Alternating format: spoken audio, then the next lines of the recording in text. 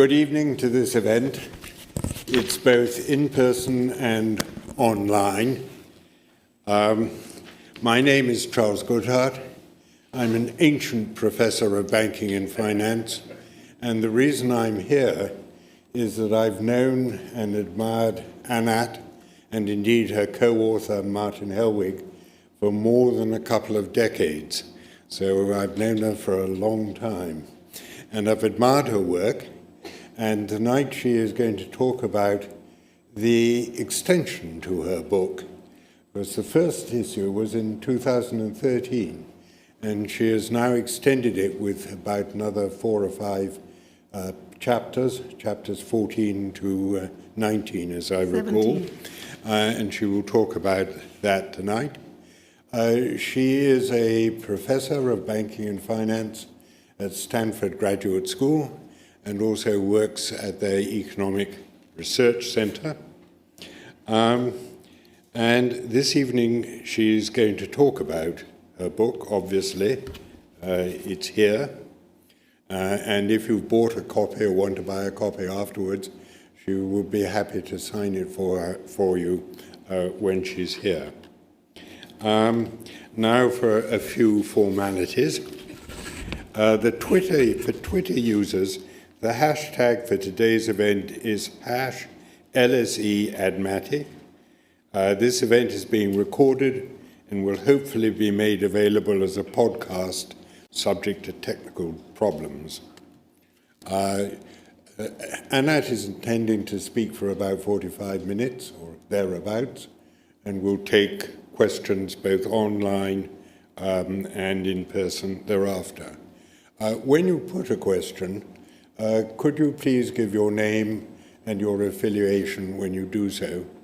And even if I ought to know you, please also give your name, partly because I forget everything at my age, particularly including names.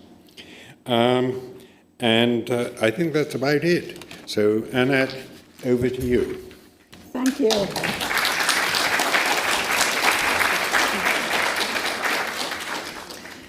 Thank you, Charles. I was so thrilled to learn that Charles was going to be here today, because Charles is one of the first real experts in banking that I talked to.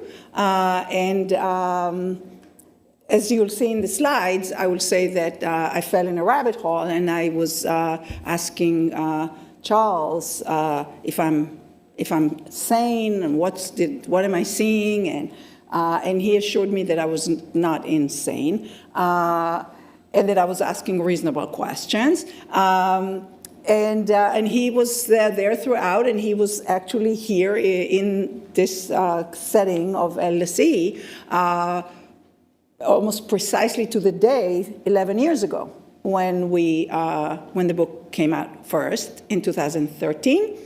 And I'll mention a little bit why we wrote the new edition, which, the truth be told, I'm not sure why, but there did happen a sort of a mini crisis just when we were supposed to submit it, so that played out a little bit to making it not a completely tree falling in the night, as they say. And so maybe people are asking, oh, what happened SVB, at Credit Suisse? So we have something a little fresh to talk about today. So that's the title of my talk, just because they gave it the title of my book. And so for the young audience in the room, and I now teach undergraduate students and MBA students, and that was ancient history, but for some of us in the room might still remember this crisis of, I call it 2007 to 9, because it started in 2007, and we still really had acute crisis still in 2009, and the aftermath of that really continued, one could say, till today, or at least a lot of stuff that happened till today. This, had headlines about how everything was falling apart, and how the government stepped in and did all these things. And among the things that remained was a housing crisis in the US and a Great Recession. So this actually had some lingering effect for a few years on the economy as a whole and on people. So that's why I fell in the rabbit hole right after that financial crisis. So prior to the financial crisis, I was just your run-of-the-mill economic theorist, financial theorist, doing stuff that I've discussed with some of you, some of the faculty today, on markets, trading, information, contracts, shareholder activism, other things like that. And then I fell in this rabbit hole because I started wondering what just happened here. Because I'm teaching corporate finance classes, and in my classes I say, look at this amazing system we have. I mean, in general, the financial system, how it helps move money across time, how it helps share risks, how it helps fund all these wonderful things we want funded, how it decides what should be invested in and at what price, and how it helps govern everything. With some frictions, yes, but, overall, a wonderful system. And now let's delve into, present value and CAPM and option pricing and you name it. And that was sort of my life for 25 years and writing the research papers. After the financial crisis, a lot of people were wondering what happened. And here I'm starting with a narrative, with a statement from the greatest economist of the 20th century.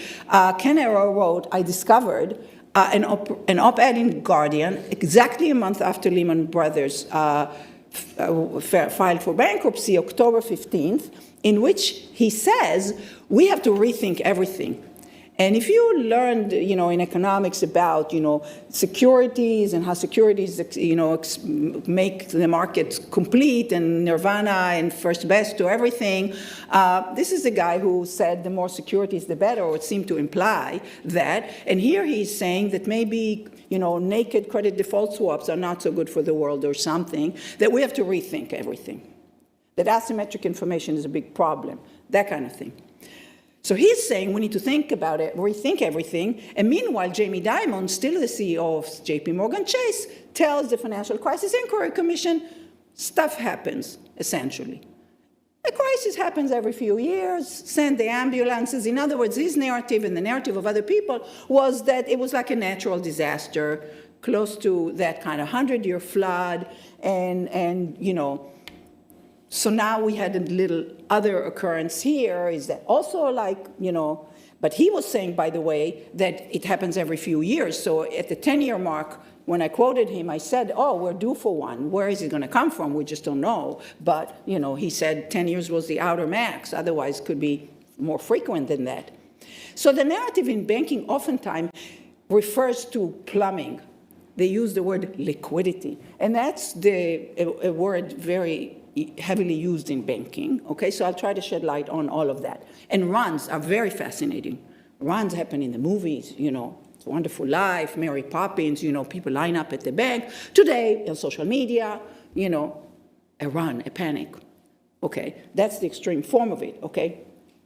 For a narrative that's a little more level-headed, the Financial Crisis Inquiry Commission report in the US, the majority report, was essentially saying that the crisis was preventable and was not a natural disaster and reflected a big governance failure throughout the system, including of the government, okay? And that is true, okay? That is true. They were throwing around guilt to everybody, rating agencies and investors and government, everybody, but everybody and kind of nobody. So, it wasn't that focused, but it documents a lot of things, and we cite it heavily in the book. So one thing that the book focuses on is on borrowing, private borrowing, especially private borrowing by private sector banks. We can have a lot of borrowing in the economy, and taking on debt is a way that we fund things. Sometimes we use the word credit because it's such a positive word in the language, but, somebody getting a loan, somebody becoming indebted in order to do something, buy a house, whatever. But that has a dark side, and it plays out in banking in particular ways that make it extremely inefficient. So here's borrowing. Here's borrowing to buy a house. It's sort of the entry point for a lay audience, which we decided to write the book for, because of all the stuff I heard that I never understood what anybody knew or didn't know. So here Kate bought a house. The numbers here are slightly different than the book, but she paid $20,000 here, and bought a $400,000 house. So she bought it with 5% of her own money and 95% borrowed money. And the way this plays out, and I'm ignoring, interest and other things like that, is just in a snapshot what happens if she wants to sell the house in a year, and what happens to her investment as the house price goes up and down. If the house price goes up by 5%, if she had bought the house outright, she would make 5%. But because she bought it with borrowed money, she's going to double her investment. So she pays back the debt, I'm ignoring interest here, and she doubles her $20,000 because she gets all the upside. So it's a wonderful magnification of the upside. 10% value of the house is a tripling of her $20,000 up to $60,000. What she has when she sells the house, she has so much. In other words, this leverage effect works awesomely on the upside. On the downside, it's less pretty because when the house goes down in value, because she has so little and she still owes, she has to pay her debt, and then what's left for her is nothing if the house goes down by 5%. And if the house goes down by 10%, she's what's called underwater. Now, underwater is a concept similar to insolvency, where the assets are not worth as much as the debt. So she owes more than what the house is worth. If she sells the house for $360,000, either the law allows her to walk away, or she has to pay out of her own assets, depending on the kind of jurisdiction that she lives. She can stay in the house as long as she keeps paying the interest, whatever. It might go up again. So that's the situation. Now, for a corporation, you have this thing called a balance sheet, and again, in the color coding of red is debt and green is equity. A normal corporation will have assets, what they buy, like the house, and the way they fund it, okay, on the other side. So let's enter banking. The first thing to note about banking is that they owe depositors money, meaning deposits are colored red, okay? However, they came about to be on the balance sheet, they are red. We don't view ourselves as creditors of the banks, but we are. But the bank owes us legally what was promised, and if not, there's some problem. Either somebody else will pay, like the government, or the bank has to come up with the money. So why would a bank or any borrower not pay? There is this thing called the liquidity problem, and liquidity problem has to do with the ability to convert an asset to cash at a timely manner when you owe, okay? So I could own something very illiquid, and then I might fail to pay my debt. But the more serious problem is what's called a solvency problem. A solvency problem has to do with whether my asset's worth as much as what I owe, like this underwater situation, to represent a sort of insolvency with respect to the mortgage, if the house was going to be used to pay the debt. But the debt might not be due for a while. So there is sort of an issue of valuation and the issue of whether the inability to pay today might translate to inability to pay later on, and the fact that the borrower still controls the decisions. So it really matters what the reason is and what the source is of any difficulty in paying or a non-payment, like a default. Solvency problems are much more serious because actually the creditor might not be paid. Usually when it's just a liquidity problem, there's some kind of a solution to it, okay? In the case of banking, there's an easy solution to it. There are central banks and there are deposit insurance and other situations that would prevent the default. But in other cases, there might be all kinds of frictions. You might have to file for bankruptcy. The creditor might, all of that, okay? Now, there's an interaction between solvency and liquidity problems, and certainly in banking, solvency concerns can lead to liquidity problems, and the extreme case of that is a bank run. So a bank run is when you want to get your money, and a lot of people want to get their money at the same time, and they may have an illiquid asset, so it might not have it. So in the movie, the banker reached in his own pocket and he paid, and there was a happy end in It's a Wonderful Life. Theoretically, runs can take down a healthy bank, but that is not usually, these days, why banks go down, okay? But when there were a lot of bank runs in the history of banking, as Charles definitely would know, they created a lot of safety nets in banking to prevent the runs and to prevent the defaults. However, as they created all these safety nets to cuddle the system, they always neglected to put in place the right constraints on the bank to not abuse the privilege that they get from those. So here is equity levels in banking historically. And even without regulation, they were probably too low, but they were still in the 15, 25, depending on measurements, but decreasing repeatedly. So banks could wear partnerships with 50% equity and unlimited liability for the owners. This is a proposal that Charles now wants to have back. Unlimited liability, meaning the Jamie Dimons of this world will be personally liable and will have to themselves pay out of their own assets for the deposit. Once we made them limited liability corporations and put in place all these safety nets after the Great Depression, the safety net expanded, the equity ratios declined, and that the banks wanted to and could get away with very little equity. So the color scheme is very different for different corporations. I come from Silicon Valley. In Silicon Valley, nobody bothers to borrow. They build up their equity from their retained earnings. They get equity funding from venture capitalists, whatever. And despite a tax advantage of that we calculate in every corporate finance class, you don't ever see corporations with no regulation having, unless they're about to go bankrupt, having less equity. Here is Barclays, and the size of Barclays before the financial crisis. This is deposit funding. A new element in banking became money market funds. So money market funds were these extra intermediaries that are taking money from investors to give them a higher interest, and then they lend them to the banks short term. And that becomes something that might not be renewed. That might be something that creates a double run on the banks. But you see here that Barclays started being more and more funded by both deposits and a lot of money market funds. And then all kinds of other debt, bonds and other IOUs. And if you really look hard, you'll see that it had a little bit of equity, but it was growing and very little equity to support that growth. And the system itself became very, very complicated and very layered.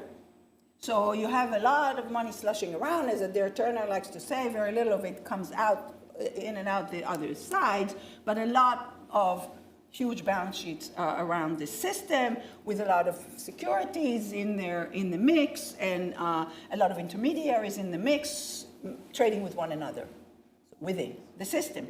This is a poster in the New York Fed, which was basically used after the financial crisis to illustrate how the Federal Reserve put lots and lots of windows so that everybody can come to the nearest window and be supported by the Fed. So here's what can happen, and here's the financial crisis in 13 seconds. When you have a lot of connected, heavily indebted corporations, there's sort of domino effect. Okay, so this is systemic risk, which has contagion mechanisms that go from contractual chains to inferences about one being sick when the other is sick, and all kinds of other dynamics, one-like dynamics that can happen, to the point that something can trigger the whole system falling apart like this, and a bailout. Now, why don't they have more green stuff? Why don't they have more equity? Well, they hate it with a passion. They hate it with a passion, and their mantra is that equity is expensive. Expensive.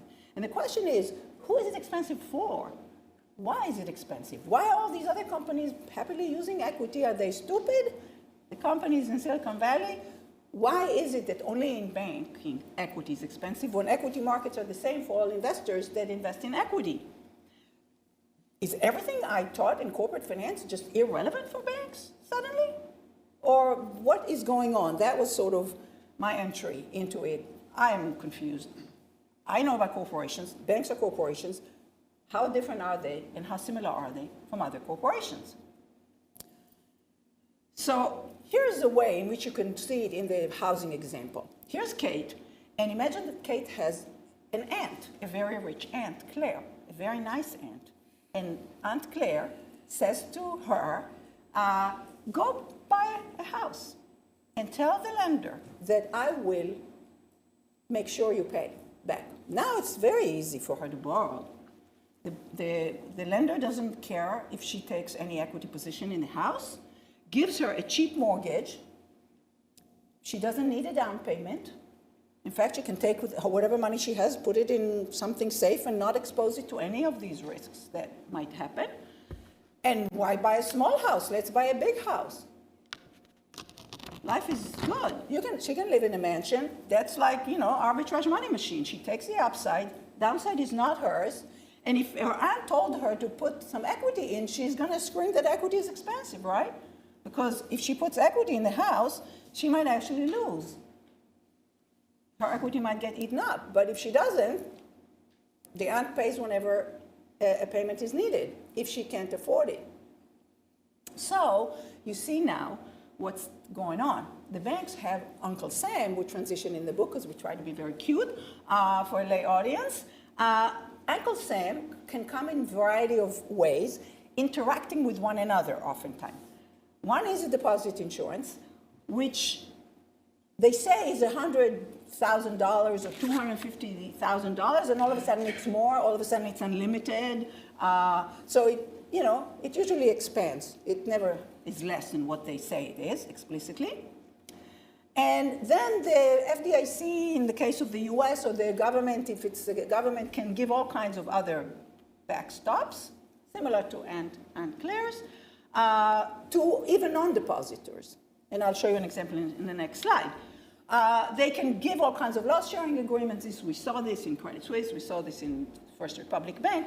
The Treasury is where our taxpayer is. This is the Department of Treasury or whatever it's called.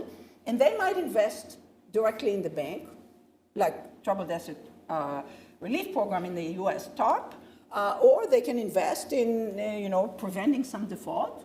In the case of Greek government bailouts, it was governments in the EU making sure that Greece did not default on the French and German banks after they made these reckless loans to a Greek government that couldn't really pay. Or they can take over in some cases. In the US, they don't like to do that, but here they did do that for Lloyd's, and they sometimes take over. And the Treasury can backstop the central bank. So the central bank could make, which is not supposed to, risky loans to the banks, and the government will pay for it. This is what they're doing right now in the United States. So the central banks are the element that we now explain more clearly in the book, that we kind of glossed over, said the Fed did this bank did that, central banks, but now we explain what they do, because they have become ever more important in our system right now.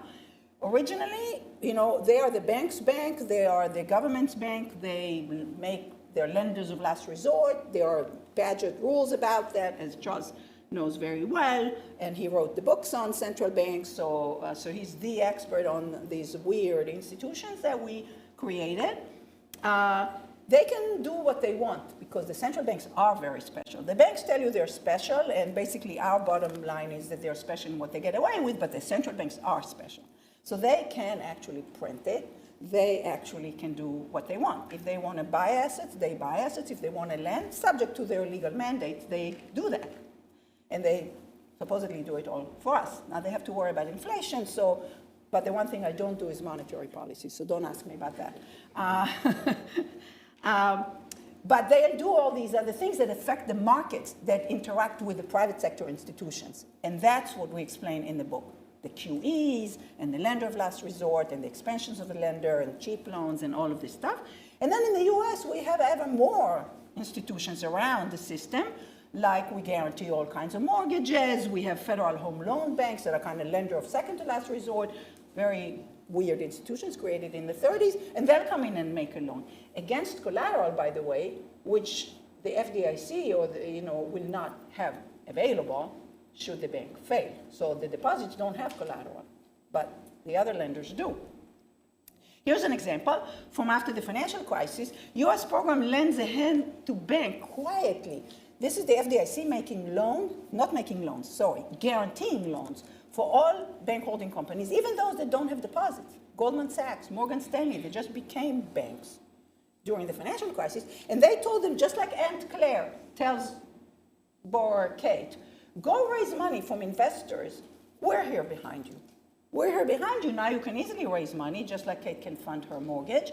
And then what they did was they returned TARP money to the government, because the government put a few conditions on the TARP money, that bailout money, that they can't pay too much in compensation, that they can't pay dividends, and they didn't like that. the banks. So they use this program to get lots of funding from private markets and then go back and pay the government. So what I'm saying is that these Uncle Sams, they're kind of different institutions that interact with one another. And in this story that we quote multiple times in the book, in fact, it's the epigraph of the chapter on sweet subsidies, the person from Moody's is saying it's an infinite subsidy. In other words, it gives them life back, okay, even if they're zombies, even if they're insolvent. Here is the Basel Committee. I'm not going to go through this slide, but this is a body sitting in Switzerland called the Basel Committee on Bank Supervision. And since the 80s, they're creating rules for banks, so supposedly for banking, minimal rules that each country has to put into a play, and then you have supervisors like Andrea and Maria over here and others who are supposed to implement these things in different jurisdictions or across different jurisdictions. And there's a history of these agreements. Going into the financial crisis, the going one in most countries, although not in parts of the US yet, because of the objections of Sheila Bair, was Basel II. Now, Basel II was a spectacular failure. I'm stating this with complete confidence. Basel II created huge problems that were very instrumental in bringing about the financial crisis. And as I entered this space, Basel III was being worked out, and Basel III was signed as we came out with the paper that first was calling out a lot of flawed claims called Fallacies, Irrelevant Facts, and Myths. And then we entered a full-blown lobbying effort, which I'll show you a little glimpse of, in 2010, right as they were signing this, saying that it's barely tweaking a regulation that really worked very poorly and far from enough and maintained all these things. This is how bad it was. The metric, never mind what it means, is tier 1 capital ratio. Suppose it's 8%. I'll say a little bit something about that. Andy Haldane in the Bank of England did this study in which he showed, he divided banks to two groups. One were the banks that needed a lot of bailouts, and other is the banks that needed fewer bailouts, okay? The problem banks, okay? Now, around this measure, here are the banks that didn't need bailouts, and here are the banks that needed bailouts. Well, if anything, the banks that needed more bailouts look great. Was there a crisis? You don't see it. Right here is Lehman Brothers bankruptcy. Capital ratios look great. So where's the crisis? You don't see it on these measures of theirs, okay? They're based on accounting measures, they have risk weights, all this other stuff. Just to remind you, 2006 was a wonderful year. So if you go back to headlines from that year, awesome year, lots of bonuses, everything was great. In the year starting summer 2007, at the start of the financial crisis, there were already defaults on mortgages and all of that. Dividends are coming out of the bank, dividends depleting the green stuff. And then after that, lots of bailouts. $160 billion to the top 19 banks in just government top bailouts.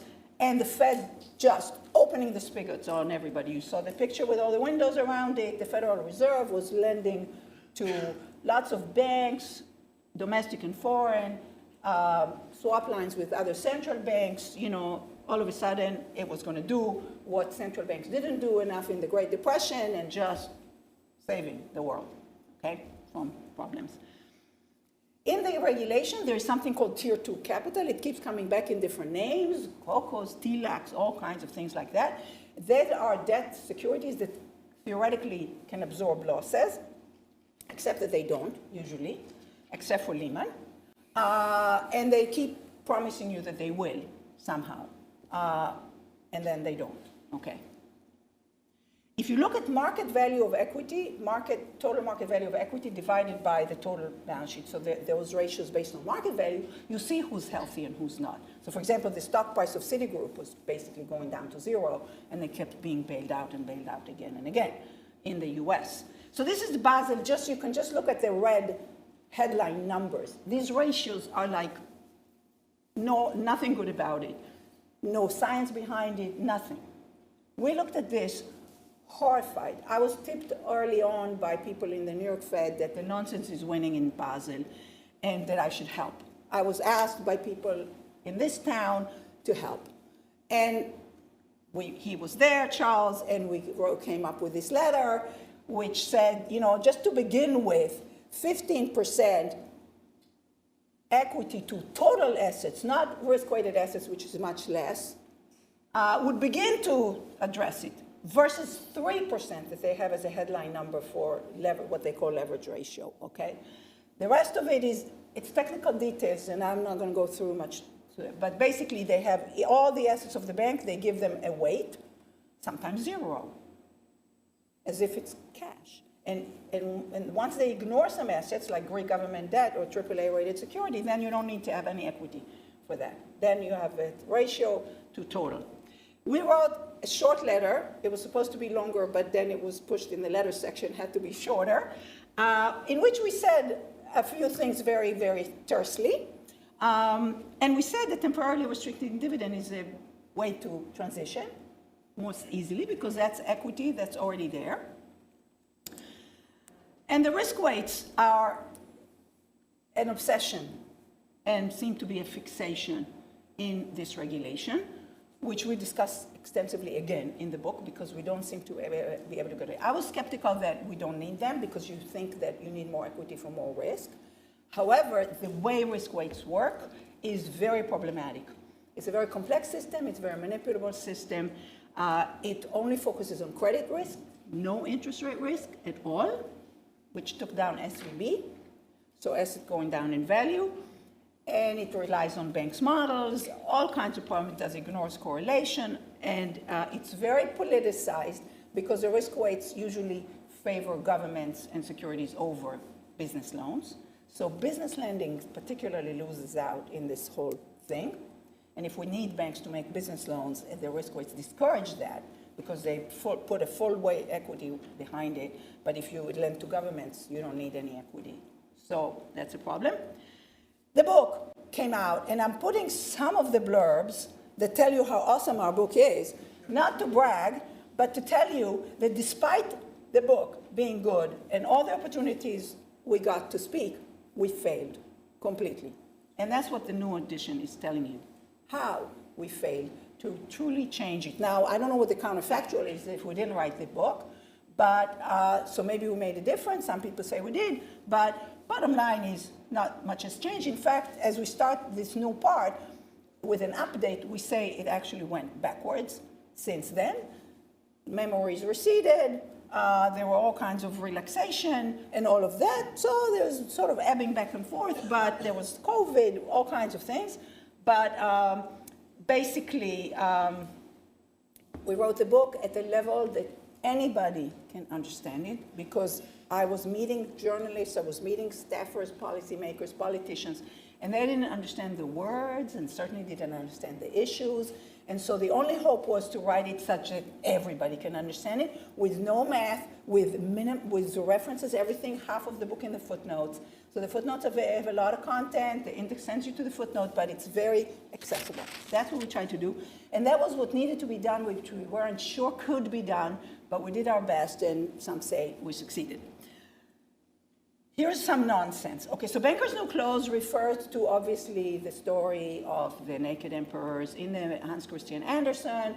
The emperor was going down the street with clothes that he thought were very fancy, and was told that anybody who doesn't see the clothes is stupid or incompetent, but actually he had no clothes until the child said the emperor is naked. Everybody pretended that they're seeing clothes because they didn't want to admit that they were stupid or incompetent. So we are calling the banking emperors naked. And the banking emperors come in different varieties too, and I'll get to that at the end. And here's some of the nonsense. Some of the nonsense has to do with the word capital and which side of the balance sheet it sits. So a lot of media coverage was saying that it's some money set aside in a vault and it can't be used. That is false, okay? The confusion is between cash reserves on the asset side and equity funding on the liability and equity side. You can use the equity. The money that Kate has in the house is in the house, is not sitting aside. Cash reserve is actually sitting aside, and in fact, cash reserves now earn a lot of interest in the central bank. I'll get to that. But the lobbies love this confusion. This is just off the bat, before you get to any serious argument, okay? Every dollar of capital is a dollar out of the economy. God forbid. Complete nonsense. So this is a bank lobbyist saying this back in, and then a few years later, same thing, an ex-congressman took a job, got the playbook, and he's saying these things. Complete nonsense. Okay, so you start the debate, you're not even just talking about what you're talking about, they're talking about something else. And here's sort of a summary. I read this quote in a book right after we finished the book, so we didn't cite it in the original, but we cite it now, and I use it when I have very little time. And I quote Paul Volcker, who's a big shot person, using the word bullshit, or BS, he claims that he said, but you understand, bullshit. They'll always threaten that credit and growth will suffer, and he said to a senator, it's all bullshit, in a book that describes why Wall Street always wins. Okay, so I'm going to end with the politics of that. So obviously, how is credit going to suffer if you use your earnings instead of paying them out to make a loan? Don't deplete your green stuff. In fact, raise more equity and make a loan. Nobody's stopping you. The regulation's not stopping you from doing that. The paper we wrote in the last 10 years that taught me a lot about corporate finance, more generally, and about banking regulation, is a paper about the addictiveness of corporate borrowing. It's the general issue, and it also is a paper about adjustments to when you need to, sell assets or raise equity and all of that. How will you choose to delever to a ratio? And this paper is highly relevant for bank supervision and for the economics of bank funding. And it eventually got published in the Journal of Finance, and it is a paper that I learned a lot from, because from the days I taught corporate finance, I was always thinking of it very statically. You put a capital structure in place, debt and equity, and the world ends. That's not how it works, okay? You always make decisions in light of your previous one. So here's a concept. I will not show you a zombie here. I'm just showing you a box saying don't open dead inside. So that's the insolvent corporation. And one of the things that I want to say is, when you look at banks, there are certain symptoms of insolvency that corporations that are insolvent or very heavily distressed or have a lot of debt relative to the equity are showing you. And chief among them, or the main one, is that they can't raise equity, or that they hate equity with huge passion. Okay, that usually is a symptom saying they have very little of it. Okay, because once you borrow a lot, you don't want to give the gift of safety to your existing creditors. So you want to avoid equity because that's just a gift to creditors. So at that point, you will try to fund anything new or pay your debt with new debt, always new debt. And you will maybe sell assets to pay, or you'll do any of these things that increase your indebtedness, never decrease it. So there's this list of symptoms, behaviors, that somehow you see in banking every day. And these symptoms are associated with companies that are about to file for bankruptcy, companies that are very unhealthy. Okay, so it's like I put a stethoscope to the bank's heart and say, how are you even alive? Okay. They have the safety nets. That's how they're alive. That's the answer, okay? So all these symptoms are really prevalent in banking.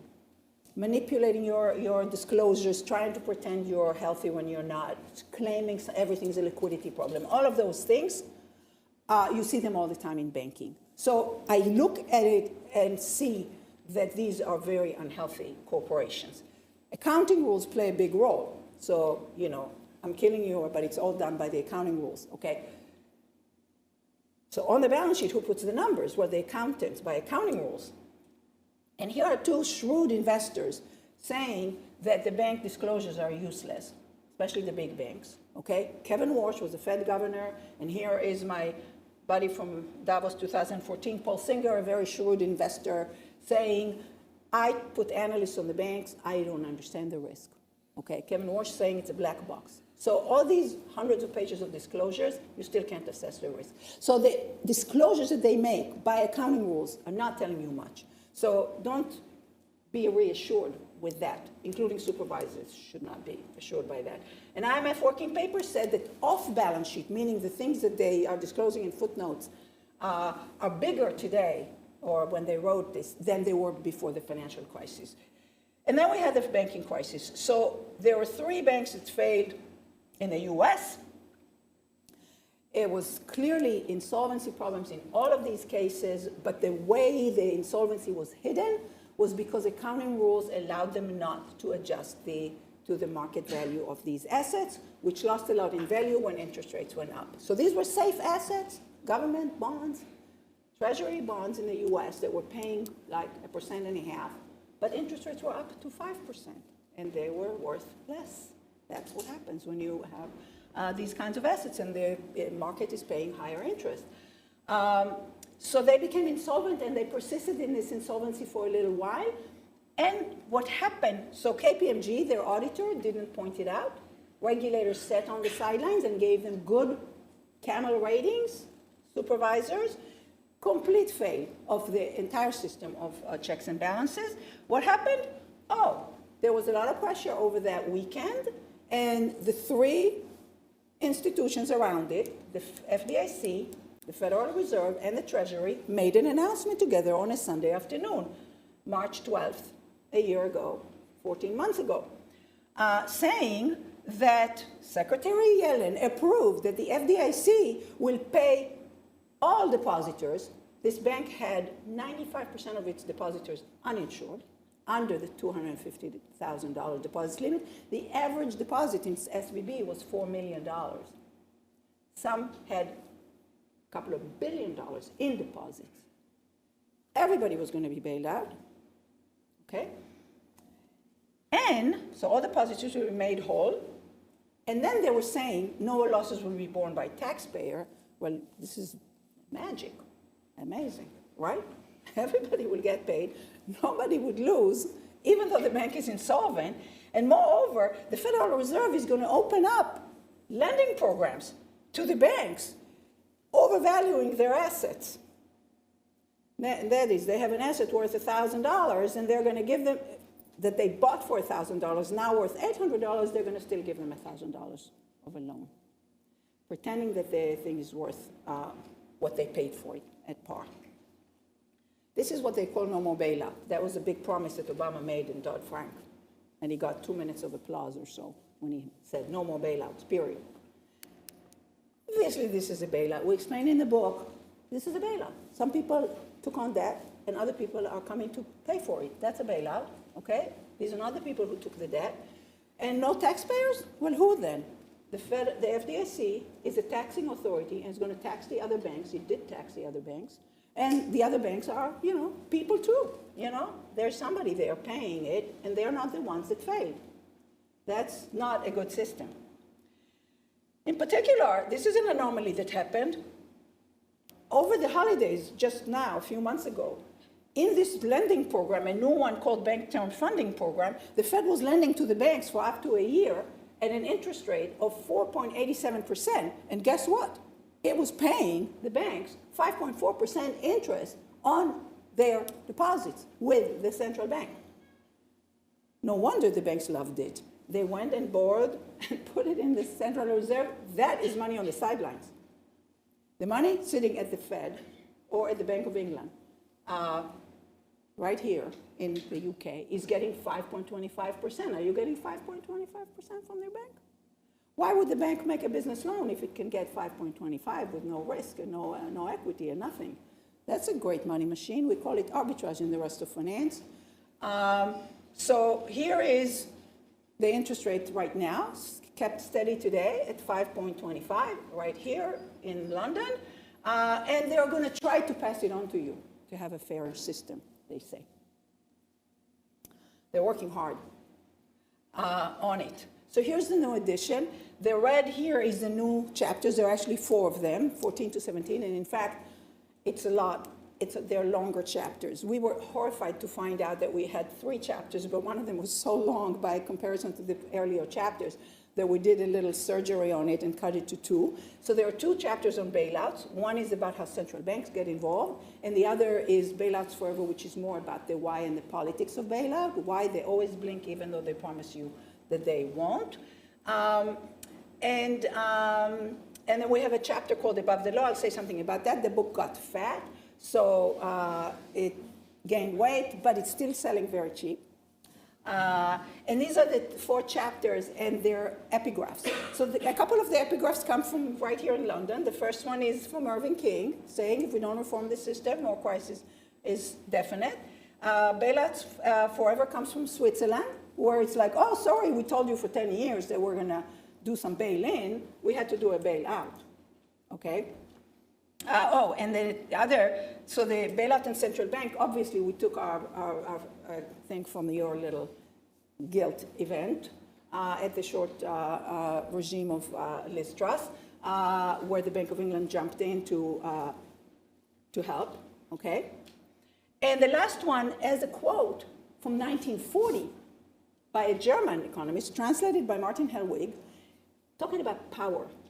So we went a bit all over the place in the last chapter, above the law, which now Martin Hellwig, my co-author, goes around saying that it should be exclamation mark above the law, meaning the banks are lawless, okay? That's about no executive go to jail, settlements, cum ex, other things like that. So the parade continues. So we have maintained the document since the start of the book, since we wrote the book, because here we spent a year and a half in the bunker writing this book, and the same nonsense we still read all the time. So the emperors keep marching, and then we keep updating this document. Before, in 2019, it was 34. In the book, we refer to a document from 2023 with 38, but that document is obsolete already because we have 44, which we updated a month ago in April. Because we keep hearing new things and new variations on a theme. We group them now, we organize it because there's so many of them. Some of them are basic policies, some of them are about how special banks are, some of them are about what will happen if you increase capital requirements. Some of them have the narrative that everything is so tough now and all of that. Some of them are about no more bailouts because we have bail-ins. Some of them take more radical approaches, and we're saying we're not as radical as some people. And then a couple are about the politics of banking. Here's the politics now. So I have to conclude with the politics because it's where the action is. So the action is, say, in the US right now, there's a debate about still Basel III, not finalized. Even in New York, there's still debate. Basel III endgame, they call it, which I, in my comment letter, said I really hope it's not endgame because we will be revisiting it if that's the solution. And it's not even clear it will be. So here's a hearing, okay? It was a spectacle of a hearing, okay? Here's the senator, ranking member of the banking committee, explaining to the average American what we're talking about in this hearing with 8 bank CEOs in front of him. This is about money set aside on the sideline, and the American dream will be over if we do this thing. It's from the same variety, the first nonsense I showed you. It's from the same variety as money on the sidelines, okay, that the lobbyists are saying. This is the New York Times, January 2024, and it happened a few times after that, explaining that capital is cash-like assets. No, that's false. The newspapers, the top newspapers, are still explaining it wrong today. And the bank lobbyists are having a feast. Started a website, started advertisement on podcasts are here, all across Washington, D.C., in Sunday Night Football, saying, stop this awful thing called Basel Endgame. I'm actually amazed at the amount of energy and money they spend on it, when all being done is just a tweak in some risk weights. So I don't even know why they're so exercised about this, but they are. And they'll say credit will suffer. In fact, so I do have that slide. You can have too much, you can have too little. Credit is somebody making a loan to somebody else. We have a lot of it happening now by shadow banks, not by banks that take deposits. You can have wasteful investment. We had too many of them. Then you have a bust. Zombie banks are known to lend to zombie borrowers to not recognize losses. So they all extend and pretend, and we have this in commercial real estate right now in the US. And the risk weight's really distorted, as do liquidity requirements, which make sure that the banks does not make loans, but rather invest in liquid things, okay? Here's your ex-governor promising you that there's no more bailouts. We'll press some button and there'll be a bail-in instead of a bailout. This red button was something that a colleague of mine, Daryl Duffy, said, that regulators have red buttons now on their desk, and they'll press the button and then voila, we will resolve Credit Suisse over the weekend with bail-in. Except, so the idea is that these Tier 2 capital, call them TLACs, COCOs, whatever you want, promises that somehow the creditor will agree to accept losses, that they will do it, and we are asking why that? Why don't you start with equity in the same place that you were going to force them to put these loss-absorbing debt, because it never actually worked? And why do you think that next time is different? Instead, they always press this other button, this bailout button, the smiley face button. So Credit Suisse became a zombie, so you can understand the vocabulary now, dead man walking. They bailed it out. It fell on the Swiss citizens in a small country. And it turns out, after the fact, that the regulators in Switzerland didn't even have authority to do something about Credit Suisse as it was coming down. And not only did they not have authority, they also didn't say that they didn't have authority when they couldn't do anything about it. So they stayed silently and was like a big oops. So now there are investigations and all of that. And what they're saying in Switzerland is, oh, let's have more backstops, let's have more liquidity supports, and not going to the root cause of this. So the other thing playing in the politics is this level playing field argument. Oh, we got the national champions, we can't regulate over there because the other people are not regulating over there. And usually that's a race to the bottom, which Basel has been in a lot of other cross-border agreements, because somehow governments and certain institutions become so symbiotically together that they're forgetting about their citizens when they think that the banks are somehow the champions, as if this was the Olympics. So we explained that in a chapter of the original. So success of the bank is not necessarily success for the people. So you have a big financial sector in this country, so just good luck to you. So in the US, this is the senator saying banks are still the most powerful lobby, and we have a lot of lobbying in Washington, D.C. They own the place. He said this after the financial crisis. This is a quote from the original book. This is also a quote from Martin Wolf reviewing our book, in which he, coming out of the Vickers Commission, he says, banks are not special except what they get away with, which is basically our point. And then he says that the reason this is not more widely understood, the reason we are seen like crazy people and would characterize as such by bankers and others, is, and he gives it in this order, the bankers have so much influence and the economics is poorly understood. Okay? And then he says, read this book, then you'll understand the economics. The politics will remain a problem, okay? Which he knows, okay? And he says to read the book. So the politics of banking is, as the robber said, banks are where the money is, politicians' guarantees appear free to the politician, social cost is invisible, the banks seem to the politician like a source of funding, not a source of risk, so risk is very inconvenient. They get into a national championship in banking and elsewhere, in other sectors. You know, Boeing is our national champion in the US, or Volkswagen in Germany, other sectors. And the central banks stand in the middle and bail everybody out these days, so they kind of all feel like it's just magic, okay? And there's a lot of willful blindness, willful ignorance, or confusion. I can't know what's playing out. But there's no political will. So this is how we ended the last edition. The last edition ended by saying we can have a better system, but what is needed is a will, a political will to do what needs to be done.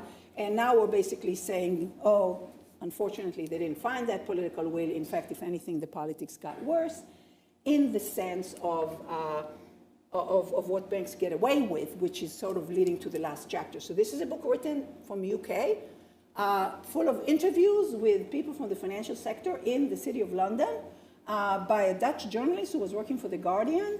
And as he talks about this book, Swimming with Sharks, he says 7 years after the crisis, after the collapse of Lehman Brothers, people say we didn't learn anything. And he says that's too optimistic. The banks learned there's nothing they can't get away with. And that's how we transition to the above the law chapter. In the US in 2018, the New York Times ran a big section about 10 years to Lehman, right around the date in which Lehman filed for bankruptcy, mid-September 2008, and this was, and it had 10 years, 10 lessons. And the final lesson was all the executives that went to jail after the financial crisis, and then they left a whole page in the print edition blank, intentionally blank, nobody. Okay. So that's what we discuss here. The banks pay a lot of fines, but they make a lot of money, so it's cost of doing business. This is true for other industry. This is a tracker of violations that shows you that JP Morgan Chase paid nearly $40 billion in fines. If it's a lot or a little, I don't know.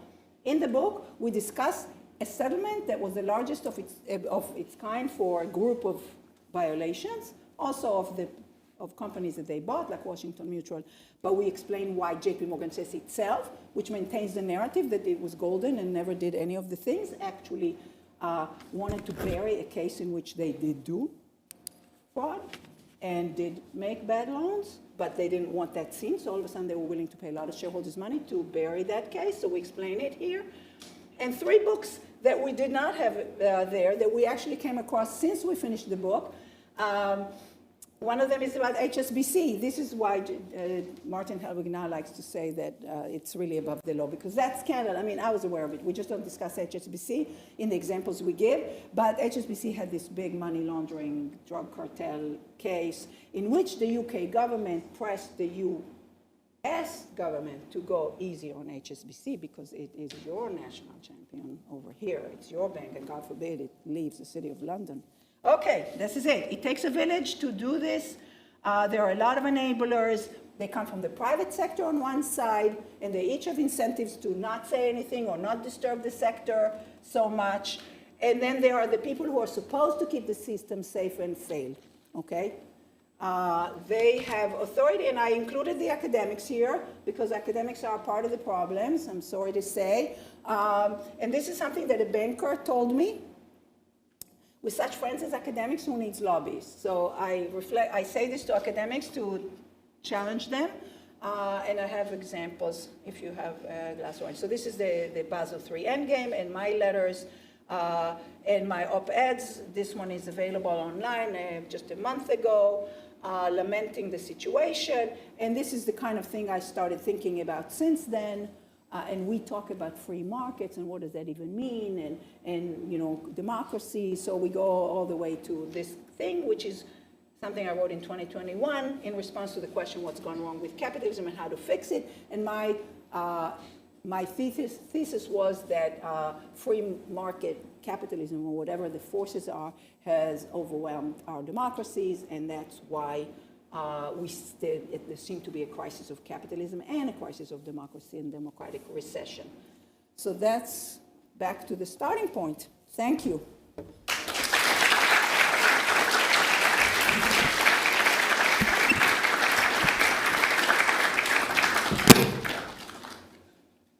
One of the advantages of being a chairman is you can get to ask the first question. Yes, go for it.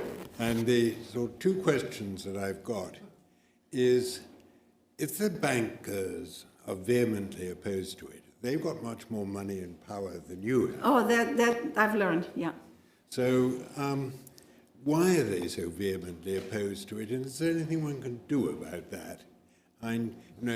That's where my wish to change them from limited liability to unlimited liability comes in, and I'm interested in what you think about that. So they are vehemently opposed to it, and I showed you why, because they represent the interests of narrowly defined shareholders who are actually people who are also depositors and also citizens, so they are also misguided in the fact that somehow their shareholders need that stock price to be as high as possible when actually they need a system that works for them as whoever they are, including borrowers, so that's all misguided. But it has to do with the bonuses, and you and I have discussed this many times. It has to do with their return on equity fixation, to which we devote a whole chapter in the book, the way they measure, what they measure in order to get the bonus, the I be gone, you be gone, front loading of the profits and back loading of the risks at when it's no longer relevant to them personally. So they're vehemently opposed to it, but their interests are 100% private interests, narrow private interests, and policy should be based on the public interest. So there's social costs and private costs and benefits that are in direct opposition to one another. Now, you wrote a blog recently about our book or ahead of this event, in which you said to go back to unlimited liability, but the question is, and actually my first entry into banking was in a law review article that speaks to that. The question is, if you were to increase the personal liability of, Jamie Dimon or whoever is the CEO or the board or whatever, exactly when will you touch their asset? How will you make that work? Now, when I asked you that earlier, you said, with great difficulty, right? I mean, so I'm all in favor of changing the incentives, definitely. I'm just not sure how you get at the incentives except to just tell them something simple like to retain their earnings, even if they don't like that. In other words, I think it's Steve Sacchetti who likes to say, if the banks fight me, then I know I'm doing the right thing. So, it's par for the cause that they will object. It's only the depth of their hate only shows how much they need the cure here, how much we need the cure. That's all.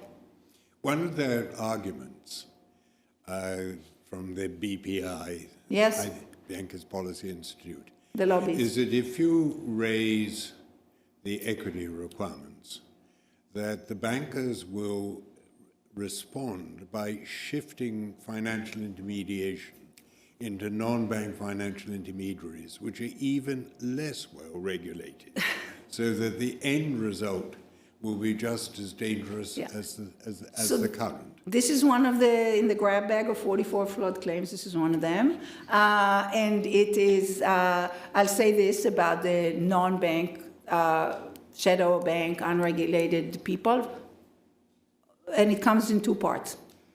Number one, they're already doing most of the lending anyway. So there are papers showing that there are a lot of non-bank lenders already, and they're showing that many of these non-bank lenders actually have a lot more equity than the banks. So I'm not afraid of anything that's not a bank. They could be actually better. Maybe they're less regulated. It depends what you need for regulation. I'm not even a regulation hawk. I don't like liquidity regulations. I don't like living wills. There are all parts of regulation that I don't like, that I don't think the cost benefit is there. So that's number one. Number two, and important, is the following. Shadow banks are like money market funds. And we saw that money market funds are just another layer of intermediation. So sure, we need to regulate money market funds. They knew this from after the crisis right away, and they said we need to regulate money market fund better. And then what did they do? They wrote very bad regulation for money market funds, which we found out during COVID that once again they had to bail out the money market funds. So my point is, yes, you can't tell me that because you can't regulate something, we shouldn't have regulation to some people. Instead, you have to regulate everything, and you have to follow the money and see if the banks are funding with money market funds, and if money market funds are adding fragility to the system, then we have to have better rules for money market funds.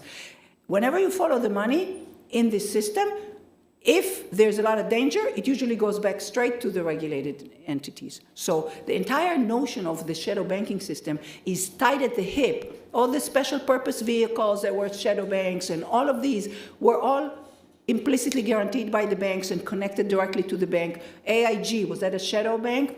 Well, it had a lot of contracts with the banks, and the banks took the credit risk of AIG, and then AIG was bailed out so that the banks would be bailed out in full. So, in other words, the shadow banking system and the banking system are one of the same interconnected system. And if you want to regulate this system, you have to go through who's who. Have we got any online questions?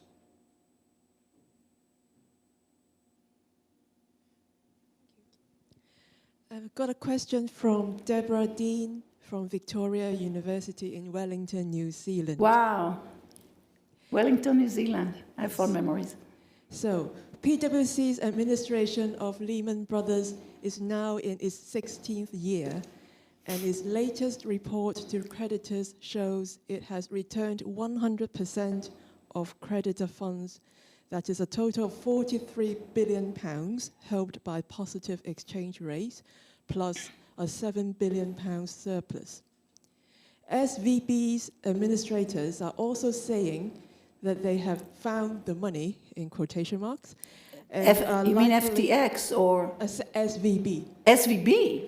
Oh, administrators are also saying that's false. Yeah, that they have found the money and are likely to return 100% of the crypto assets held on Crypto, the exchange. she means FTX. Right, probably yes. So the question, does it point to the fact that the administrators are better at running these financial institutions than their previous managements? Okay, so on Lehman Brothers, in the United States, the Lehman Brothers bankruptcy, every year when I teach, I go back to the website, and the Lehman Brothers bankruptcy is still going on today.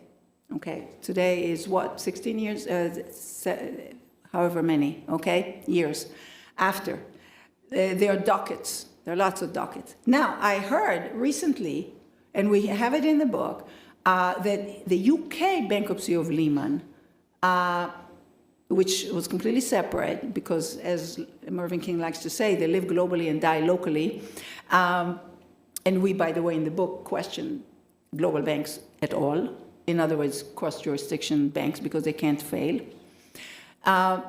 Apparently in the UK, after some years, there were enough assets for the UK creditors of Lehman Brothers, even though, as the way we described it in the original version of the book, money was moved from the UK to the US the evening before the bankruptcy, so there was no liquidity, there was no money to turn on the light in the UK offices of Lehman Brothers.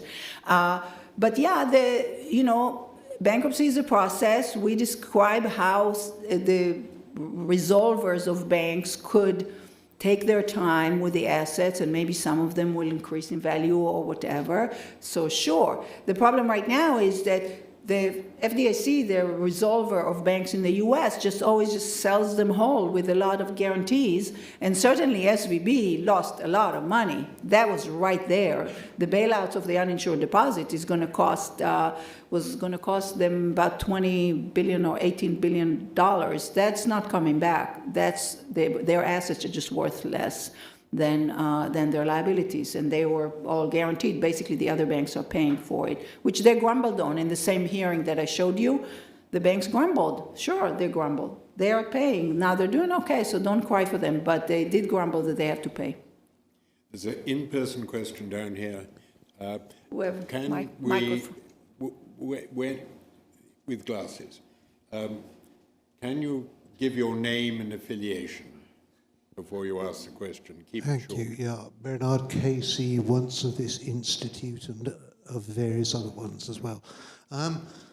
Charles touched on something which I was going to ask about, which is, you talked about bankers' new clothes. I was interested in shadow bankers' new clothes and whether they were yet more invisible than bankers' ones. And I was thinking about it because how do you understand the non-bank sector? You did talk about money market funds. I'm interested in pension funds acting as shadow banks. Charles Goodhart and various people in this room will be members of the USS, which has just lost an awful lot of money being effectively a shadow banker to the water industry.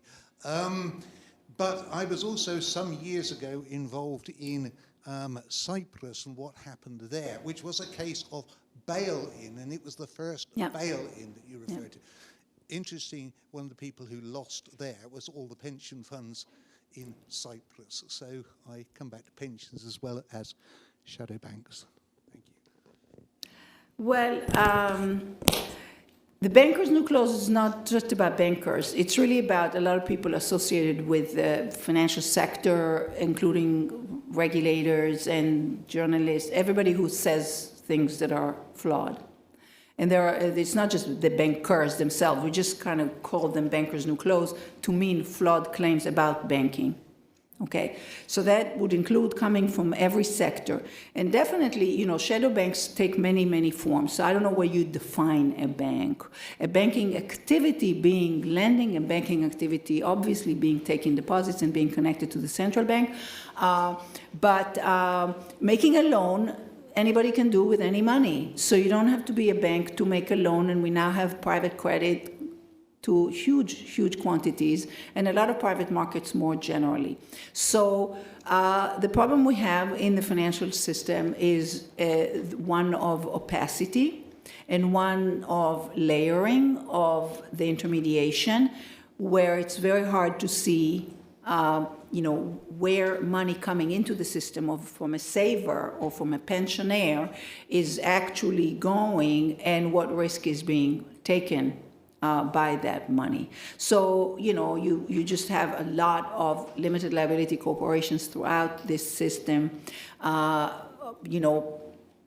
their actions within the system, would take fees from the next person down the line, would put money at risk. And so certainly pension funds are among the entities that are investing on behalf of, either if there are defined benefits, on behalf of a group of people who work for, the government, or, there was a pension fund of, Carillion, which was being robbed by Carillion management, all sorts of things.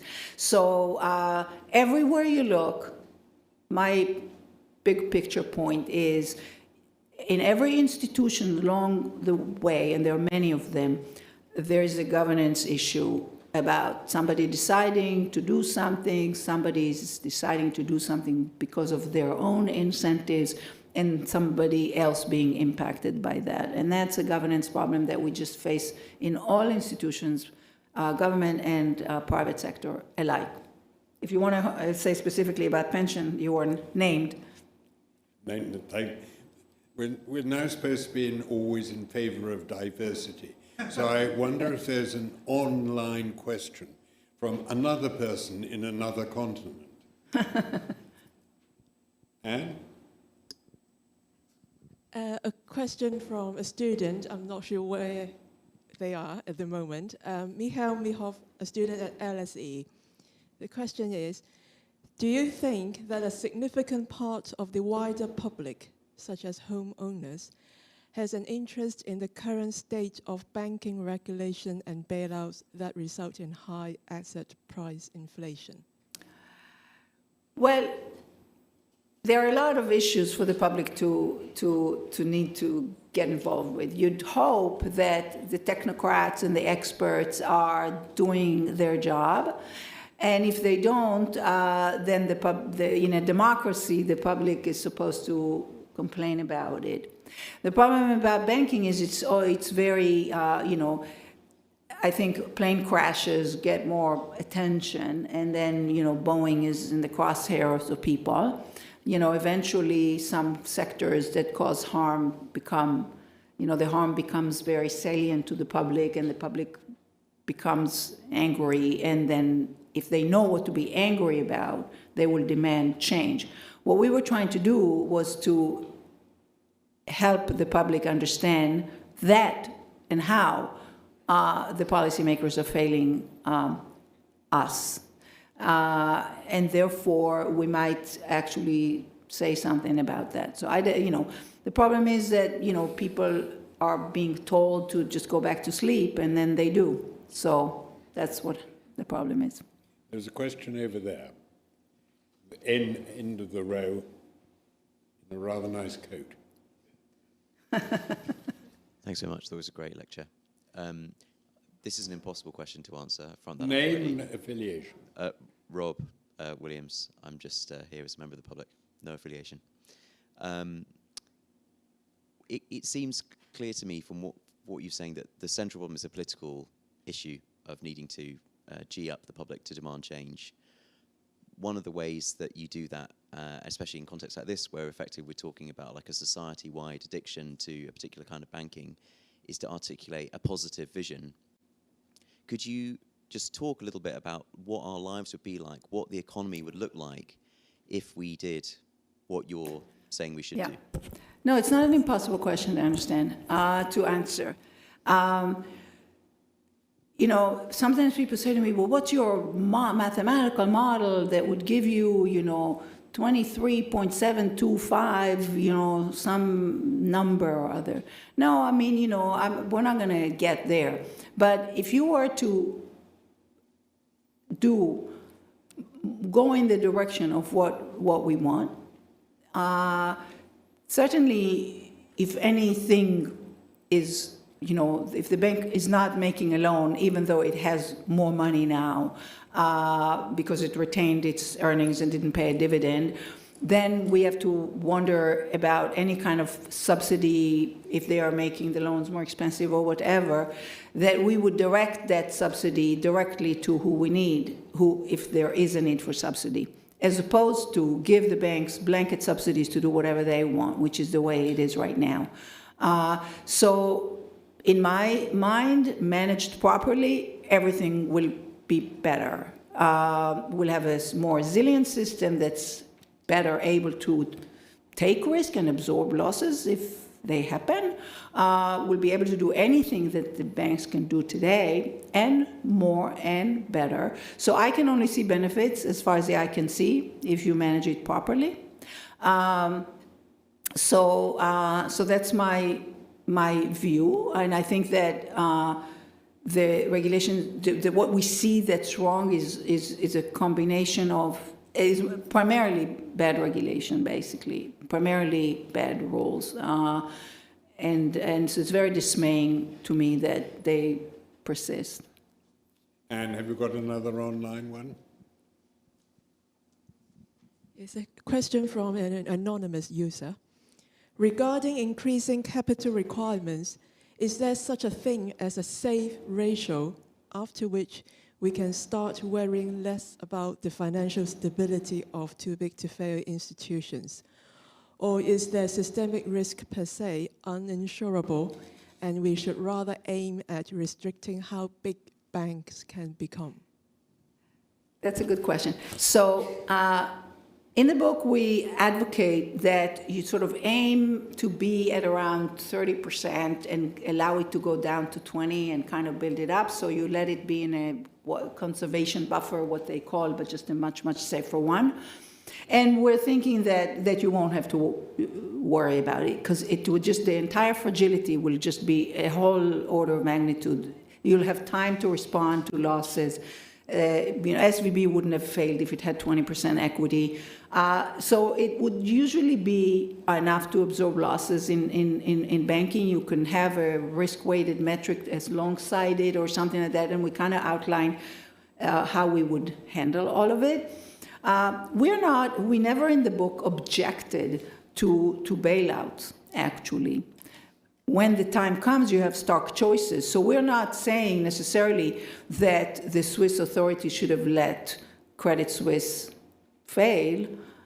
We only say they shouldn't have told us for 10 years that they won't bail them out.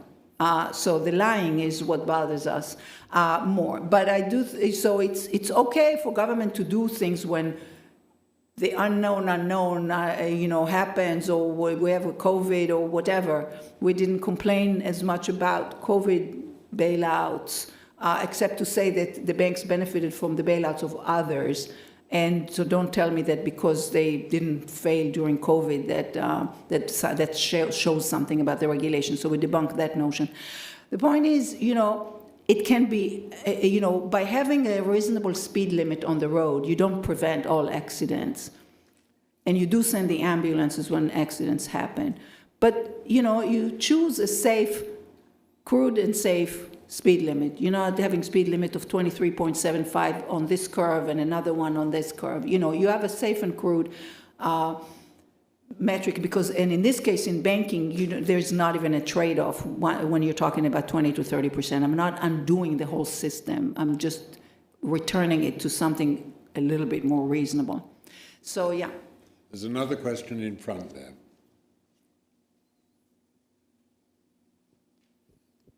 Kevin James from the Systemic Risk Center. So if you look at the history of U.S. financial crises from 1850 to now, they happened about every time there's a credit boom, there's a fairly high probability of a crisis, and it doesn't have anything to do with how much capital is in the banking system. So the 19th century is the same as the post-80 financial system. The only stable period in the history of the U.S. economy is between 1945 and 1980. Yeah. So when bank capital was low in your calculation. So is it really capital that is like driving this thing, or should we be worrying about something else? Well, so the answer is sort of, there are many pieces to the answer to that.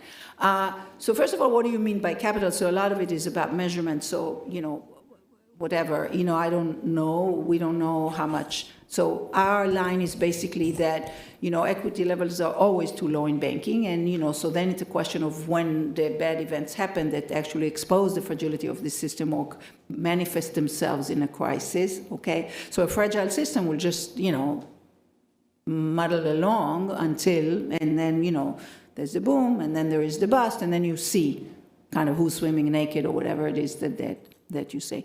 Now, that period from 45 to 70s, had some unique features in the U.S. It was high growth period, post-war, all kinds of things were going on that made it. And the system was, some people give credit to Glass-Steagall and certain separation, and there was some balance in this because it's the marrying, but in Europe I know that there were universal banks all along, but since you asked about the US, there was some balancing between the deposit-taking banks that have the privilege of taking deposits, but who couldn't, convince their depositors to, buy securities like they used to do before the Great Depression, before the 29 crash, and the investment banks that benefited, from securities markets and issuance and things of that sort. When they merged, you kind of had the ability to scale up all kinds of risks. But also what happened starting the 80s were securitization and derivatives and other innovations that made the system more fragile, even though they offered more risk-sharing opportunity, also interest rate, issues and all that. So a lot of things happened. But yeah, each crisis has a little bit of a different story to it. But I don't know if you could. I view financial crises as just manifestations of an the times we see the system as being unhealthy, but I view it as unhealthy every day. And have we got another online?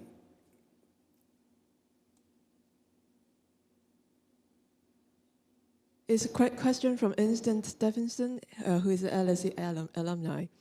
Thank you for an interesting lecture. Do you have any views on the ongoing rapid expansion in private credit and financial stability? Are there any implications for banking regulations? Yeah, so private markets have increased a lot, and what's called private equity. So it's basically corporations that are their shares are not traded in public markets. However, part of what you see there, at least in the U.S., is a result of something called the Jobs Act.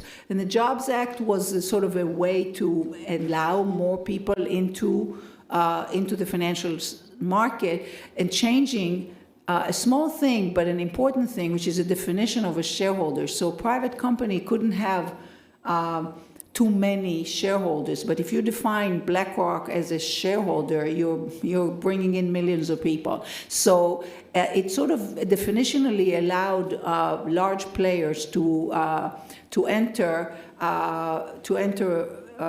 opaque corporations that are not disclosing. And that the opacity is a big danger. And what private markets do in general, including giving credit, is just taking advantage of opportunities, oftentimes without people seeing it. I recently talked with somebody who was around as Goldman Sachs and some of the investment banks moved from partnerships to corporations.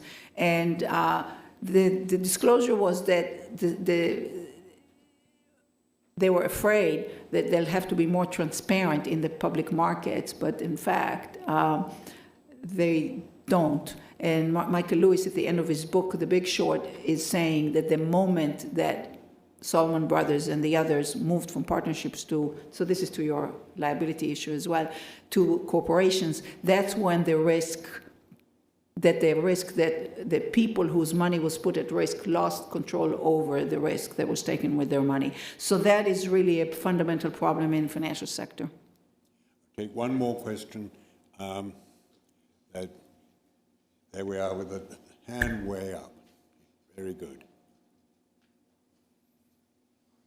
Thank you very much for the very good talk. I just had a quick questions about the argument of the bank that banks are special. Don't you think that raising equity requirements to some extent harm credit issuance, in the sense that when the banks issue loans, it automatically creates some deposits, and then but if you raise the equity requirements, then people have to bring money in order to increase the loan issuance. So to some extent, maybe there is something to that argument. Thank you. The banks are not lacking for any funding, not today, not anytime in the near future. They have plenty of money to lend. They're not, right now, the banks in the US are not lending all their deposits. They're lending about half or less, a third of the deposits. So there's no shortage of funding for loans. They define loans such that, as they reported, the loans are, I think for JP Morgan Chase has $2.5 trillion of deposits right now, and only about $1 trillion of what it calls loans. So there's no problem at all.